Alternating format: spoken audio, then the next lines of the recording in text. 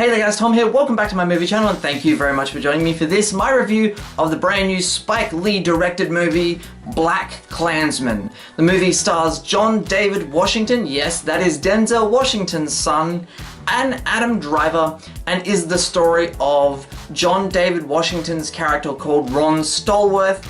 He is an African-American police officer in Colorado Springs, and he's investigating the KKK and has to end up infiltrating the KKK, but of course, being a black man, it would be pretty stupid of him to go and do that himself, so he needs the help of one of his police colleagues, played by Adam Driver. BlacKkKlansman is a movie that right off the gate, I'm just gonna be right up front with this, I thoroughly enjoyed this film. John David Washington and Adam Driver, man, they're good in this film. Adam Driver is one of my favorite actors like ever right now. Like Logan Lucky, Star Wars, Patterson, and now BlacKkKlansman.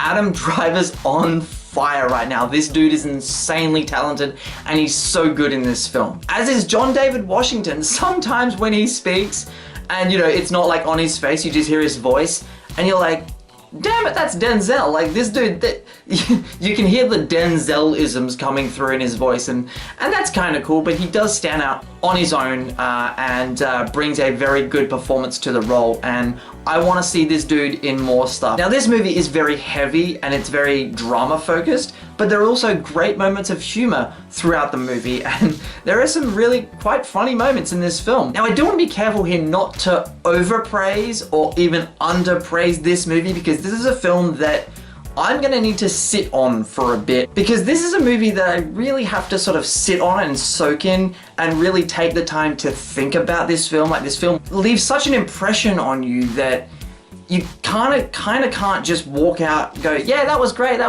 was good, let's you know, forget about this movie tomorrow. No, this movie leaves a lasting impression and you really do have to think about it, and it wants you to think about it. So getting on to a couple of negatives I have with the movie. First of all, this movie is very long. It's 2 hours and 20 minutes. It's a long movie. It's almost too long of a movie. Like this movie could have been shortened down by at least half an hour.